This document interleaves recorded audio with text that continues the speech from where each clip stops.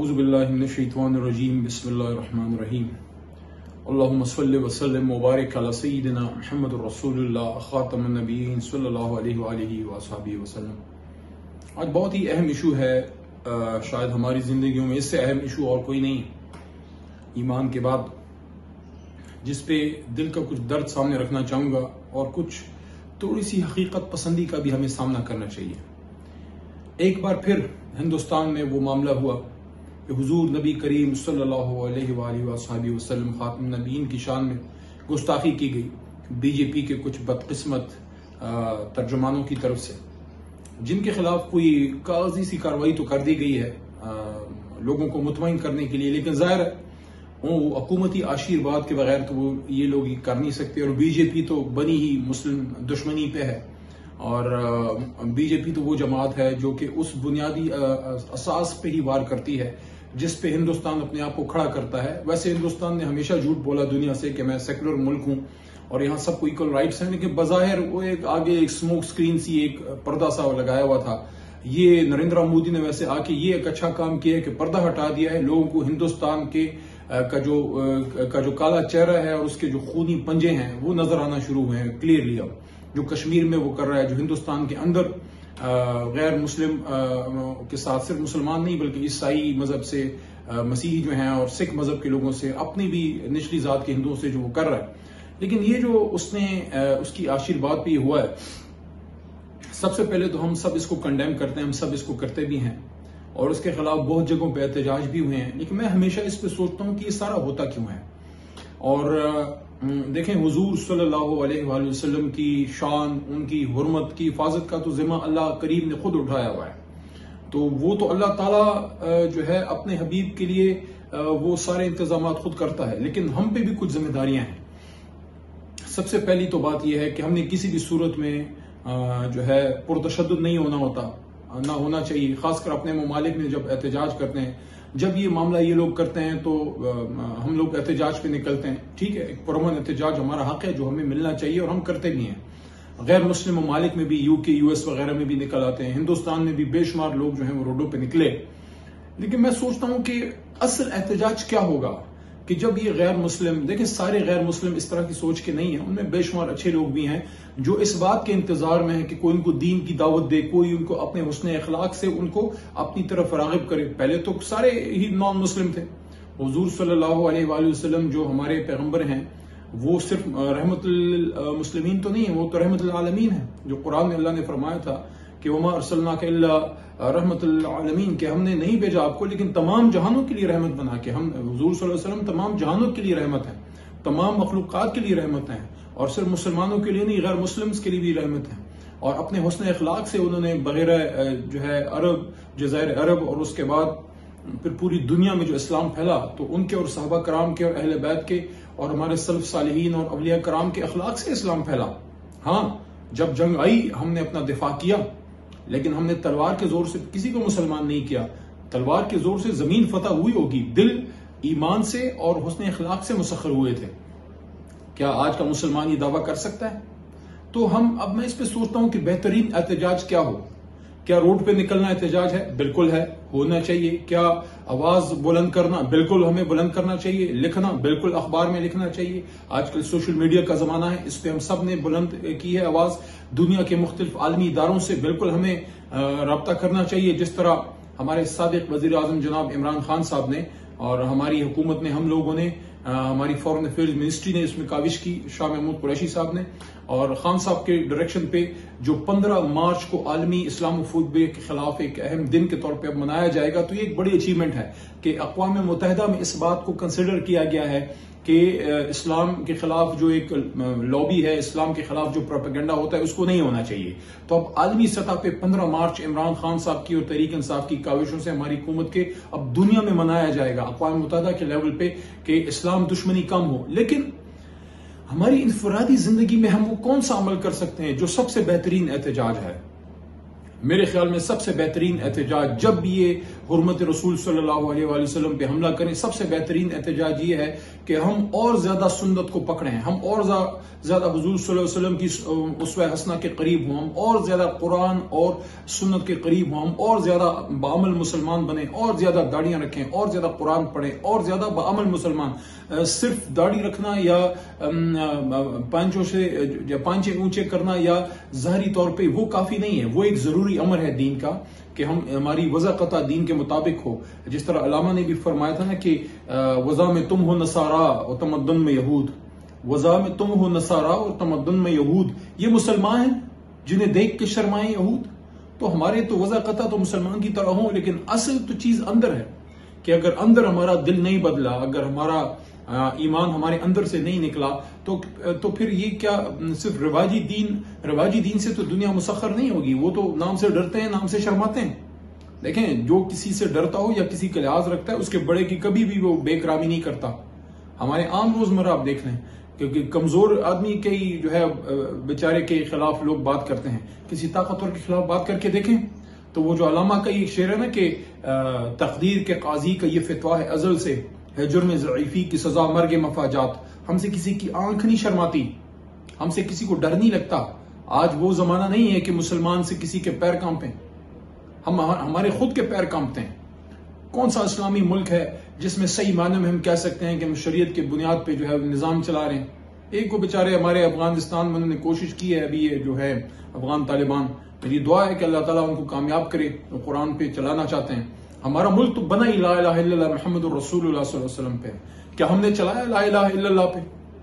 قائد سے کسی نے پوچھا کہ آپ نظام کیا ہوگا, تو قائد نے فرمایا تھا 1942 کی بات ہے کہ لوگ اکثر مجھ سے پوچھتے ہیں کہ جس پاکستان کی آپ بات کرتے ہیں اس پاکستان کا طرز حکمرانی کیا ہوگا. میں کون ہوتا ہوں پاکستان کے طرز حکومت کا فیصلہ کرنے والا؟ یہ فیصلہ تو 1300-1400 سال پہلے قرآن میں ہو چکا. قرآن ہماری رہنمائی کے لیے تا قیامت موجود رہے گا. یہ قائد کے الفاظ ہیں. 1942 آل انڈیا مسلم اسٹوڈنٹ فیڈریشن کے نوجوانوں سے, طلباء سے اسپیچ کرتے ہوئے فرمایا تھا انہوں نے. تو کیا ہم نے اس پہ عمل کیا؟ تو میں اس پہ اکثر سوچتا تھا کہ احتجاج بہترین کیا ہے. آج میں آپ کو بتاتا ہوں کہ بہترین احتجاج کیا ہے. میری تعلیم کا زمانہ تھا, وکالت کا, انجینئرنگ کر چکا تھا. تھوڑا عرصہ فیلڈ میں گزارنے کے بعد پھر دل میں خیال آیا کہ یار یہ ملک صرف روڈ ٹھیک کرنے سے نہیں ٹھیک ہوگا, اس کے نظام کو ٹھیک کرنا چاہیے. تو اس لیے پھر وکالت کی طرف آیا کہ شاید سپریم کورٹ اور ہائی کورٹس وغیرہ میں کھڑے ہو کے ایز اے وکیل اپنا کوئی کردار ادا کر سکوں. تو میری تعلیم کا زمانہ تھا, 2006 کی بات ہے. میری پاکستان سے بھی وکالت چل رہی تھی تعلیم, اور ایک یونیورسٹی آف لنڈن سے بھی چل رہی تھی تھرو ڈسٹنس ایجوکیشن. ان دنوں چھٹیاں تھی گرمیوں کی, ایگزامز کے بعد کی جو چھٹیاں ہوتی ہیں, 2006 تھا. تو ان دنوں شاید ڈنمارک میں یا نیدرلینڈز میں وہاں کوئی وخاقے آئے تھے حضور صلی اللہ علیہ وسلم کی شان اقدس کے خلاف, اور پوری دنیا سراپا احتجاج تھی, خاص کر پاکستان میں. جس دن کا یہ واقعہ ہے کہ جس دن میں نے ایک فیصلہ کیا, اس سے ایک دن پہلے ہمارے پشاور میں لوگ نکلے, انہوں نے روڈ پہ احتجاج کیا جو ان کا حق تھا. لیکن پھر وہ احتجاج پرتشدد ہوا, اور مجھے یاد ہے ٹی وی پہ ہم نے دیکھا کہ پشاور جو خیبر روڈ ہے وہاں تیکال کے علاقے میں کچھ بڑے ہوٹلز وغیرہ جلائے گئے جو فرنچائز تھے فورن کے. ظاہر فرنچائز تو امریکنز کے ہی تھے, میں نام نہیں لوں گا ان کے, لیکن چلاتے تو پاکستانی تھے, انویسٹمنٹ تو پاکستانیوں کی تھی, اس میں کام بھی پاکستانی کرتے ہیں. تو وہ اپنے ہی املاک کو یہاں ہم نے جلایا, اپنی گاڑیاں جلائیں, نقصان پہنچایا. تو یہی تو یہود اور ہنوز چاہتے ہیں کہ ہم یہ کریں, ہم احتجاج پرامن کریں تو ہمارا حق ہے. لیکن اگر ہم اپنے ہی پاکستانیوں کی پراپرٹیاں جلائیں, تو میں اس زمانے میں جو ہے تو میں اسٹوڈنٹ تھا, اور جس طرح اسٹوڈنٹ ہوتے ہیں تو میں جو اسی طرح میرے طور طریقے عام اسٹوڈنٹس کی طرح ہی تھے, نماز پڑھنا, دوستوں کے ساتھ گپ شپ کرنا, آگے پیچھے سیر سپاٹا, اور پھر کتاب اور ایگزامز. میں کلین شیو ہوتا تھا اس زمانے میں. تو یہ جب یہ واقعہ ہوا تو اگلے دن میں اپنے گاؤں میں تھا, تو میں وہ شیونگ کریم لگائی ہوئی ہے اور کچھ دنوں سے شیو نہیں کیا تھا. میں نے کہا ذرا فریش ہو جائیں. ویسے بھی آپ نے دیکھا ہوگا اسٹوڈنٹس یہ ایگزام کے دنوں میں یا اس کے آس پاس جب وہ زیادہ شیو نہیں کرتے. تو اب میرے چہرے پہ کریم ملی ہوئی ہے, اور تازہ بلیڈ میں نے مردان سے منگائے تھے, خود لینے گیا تھا. میں بڑے اسپیشل بلیڈز یوز کرتا تھا قیمتی. تو وہ جب لگانے لگا تو اچانک دل میں اللہ نے خیال ڈالا کہ کل جو پاکستانی احتجاج پہ نکلے ہیں جو ہمارے نبی پاک صلی اللہ علیہ وسلم کی شان اقدس میں جو ہے گستاخی ہوئی ہے کسی غیر ملک میں، اور ہم نکلے اور ہم نے احتجاج کیا جو حق تھا، لیکن جو املاک جلائے اور جو لوگ مارے پیٹے، گاڑیاں جلیں، تو کیا یہ احتجاج کا بہترین طریقہ ہے؟ پھر دل میں اللہ نے خیال ڈالا کہ نہیں، احتجاج کا بہترین طریقہ یہ ہے کہ ہم سنت رسول صلی اللہ علیہ وسلم کو مضبوطی سے تھامیں، کہ اگر وہ میرے نبی پاک صلی اللہ علیہ وسلم کی سنت کا مذاق اڑاتے ہیں یا میرے نبی پاک صلی اللہ علیہ وسلم کی شان اقدس میں گستاخی کی جسارت کرتے ہیں، ناپاک جسارت کرتے ہیں، تو ہم اور اپنے نبی پاک صلی اللہ علیہ وسلم کی زندگی کے قریب ہوں اور ان کی سنت کے قریب ہوں، قرآن کے قریب ہوں، سنت کے قریب ہوں، ہم دین کو سمجھیں اور صرف رواجی نہیں، دل سے باطنی طور پہ اپنے آپ کو تبدیل کریں۔ تو وہ دن تھا، میں نے وہ بلیڈ نیچے رکھا، پانی سے چہرے سے کریم صاف کی، اور وہ دن تھا کہ جب میں نے داڑھی رکھی، اور وہ میں نے ایک بطور احتجاج رکھی ان لوگوں کے خلاف جو میرے نبی پاک صلی اللہ علیہ وسلم کی شان میں گستاخی کرتے ہیں، تو لو آج سے میں ایک سنت پکڑتا ہوں۔ اور یہ بھی دل میں اللہ نے خیال ڈالا کہ نارملی لوگ اکثر غم میں والدہ صاحبہ فوت ہو جائیں، والد صاحب فوت ہو جائیں، کوئی حادثہ ہو جائے، کوئی نقصان ہو جائے، تو پھر وہ اللہ کے قریب جاتے ہیں اور پھر داڑھی بھی رکھ لیتے ہیں۔ تو میں نے سوچا کہ ابھی والد بھی حیات ہیں، امی بھی حیات ہیں، اب تو خیر والد صاحب نہیں رہے، امی ماشاءاللہ ہیں، اللہ ان کو زندگی دے، تو میں غم میں اگر داڑھی رکھوں گا تو خوشی میں کیوں نہ رکھوں، کہ میں خوشی سے اپنے نبی پاک صلی اللہ علیہ وسلم کی سنت کے قریب کیوں نہ ہوں، کہ جب کل کو میرے والد فوت ہوں میں غم میں رکھوں، تو آج میں اپنی خوشی سے، اپنی محبت سے کیوں نہ ان کے قریب ہوں۔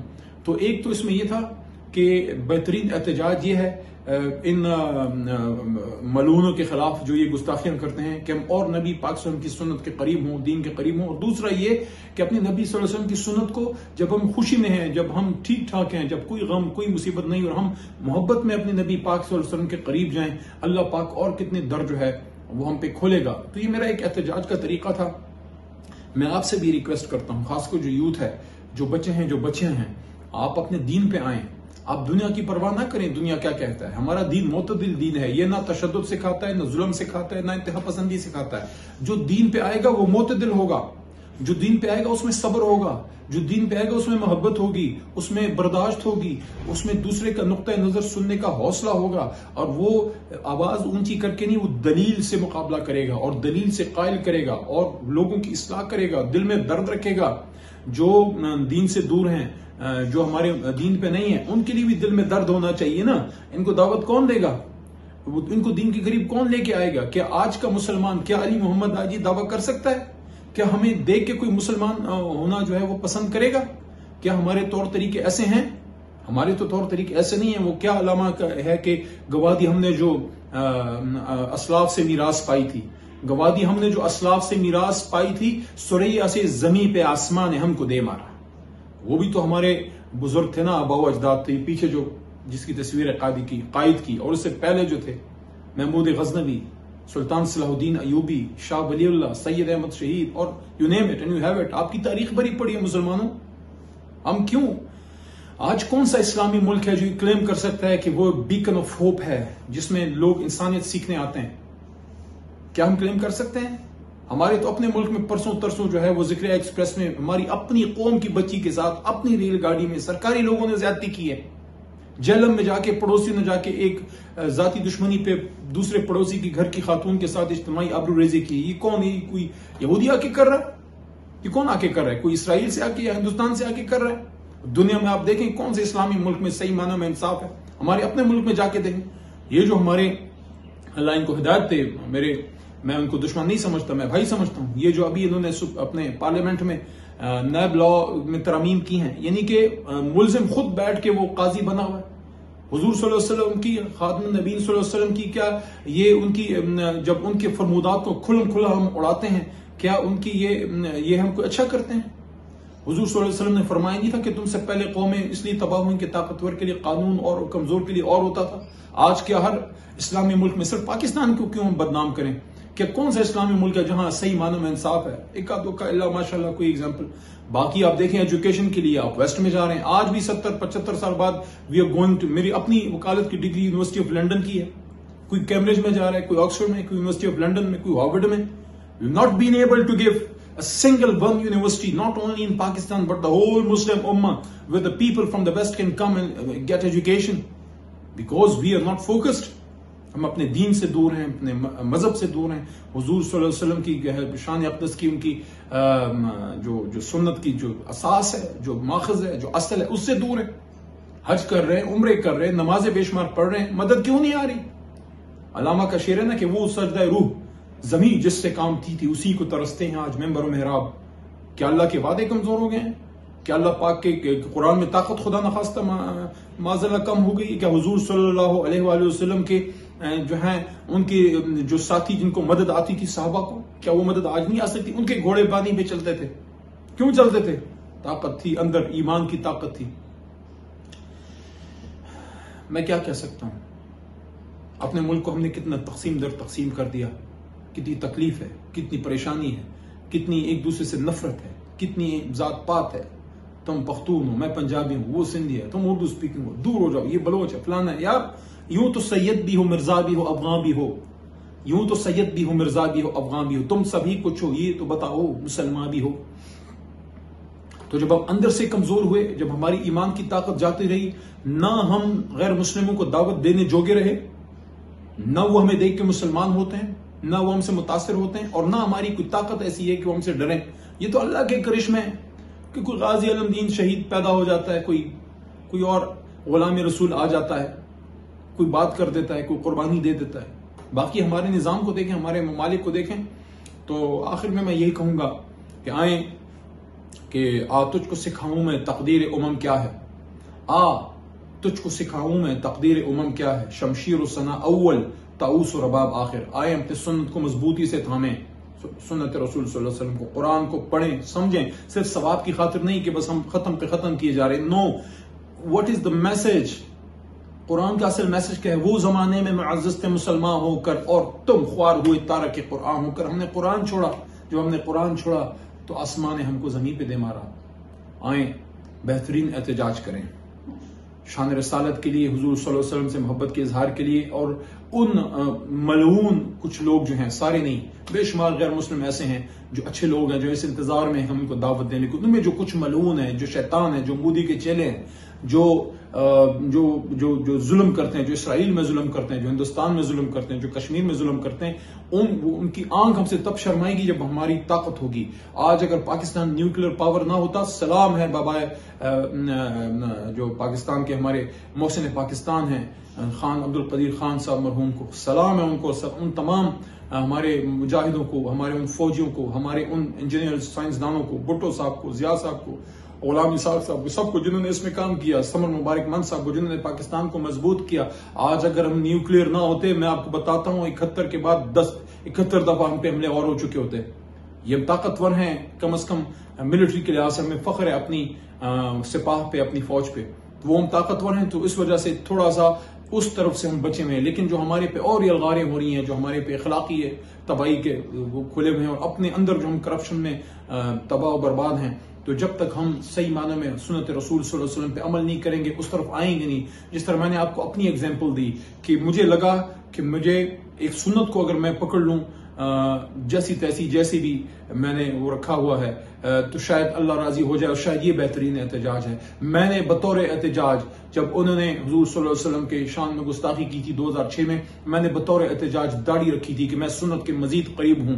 میں سمجھتا ہوں یہ ایک عمل تھا، آپ 100 عمل ایسے اور کر سکتے ہیں. آپ حضور صلی اللہ علیہ وسلم کی زندگی کی کوئی بھی چیز اٹھائیں، ان کی طرح ٹیچر بنیں، ان کی طرح والد بنیں، ان کی طرح مجاہد بنیں، ان کی طرح بامل مسلمان بنیں، ان کے طور طریقوں کے مطابق چلیں، جیسے ان کا رویہ ہمسایوں کے ساتھ تھا، جیسے ان کا لین دین غیر مسلموں کے ساتھ تھا. غیر مسلم ان کے بدترین دشمن اپنی امانتیں حضور صلی اللہ علیہ وسلم کے پاس رکھواتے تھے. Strength of character. Look at the strength of the character of our holy prophet sallallahu alaihi wasallam. That his worst enemies who would be fighting against him in the field of war would be keeping their things, their worthy things with him because they trusted him کہ بھائی آدمی ٹھیک آدمی ہے، بات کا پکا ہے، عمل کا سچا ہے. کیا ہمارے نبی تھے اور کیا ہم چلے ہیں ان کی حرمت بچانے. وہ بچائے گا. پہلے اپنا ایمان بچائیں، آئیں کھڑے ہوں. جب ہم مضبوط ہوں گے، جب ہم میں اتفاق و اتحاد ہوگا، جب ہمارے سے کسی کی آنکھ شرمائے گی، کسی کی جرت نہیں ہوگی. کسی کی ضرورت نہیں ہوگی کہ میرے نبی پاک صلی اللہ علیہ وسلم کے خلاف اس طرح کی کوئی حرکت کریں. ادروائز اگر ہم اپنے ملک میں یہ کرتے رہیں گے، اپنی ماؤں بیٹیوں کی اور بیٹوں کی عزتوں سے اور زندگیوں سے کھیلتے رہیں گے، کسی ملک میں صحیح اسلامی سسٹم نہیں ہے، کہ کسی ملک میں ہم نے کوئی پراپر سسٹم نہیں دے سکے، تو وہ ہمارا اسی طرح مذاق اڑاتے رہیں گے. آپ کا بہت شکریہ. پاکستان زندہ باد. سبسکرائب کریں اور بیل دبائیں تاکہ کوئی خبر رہ نہ جائے.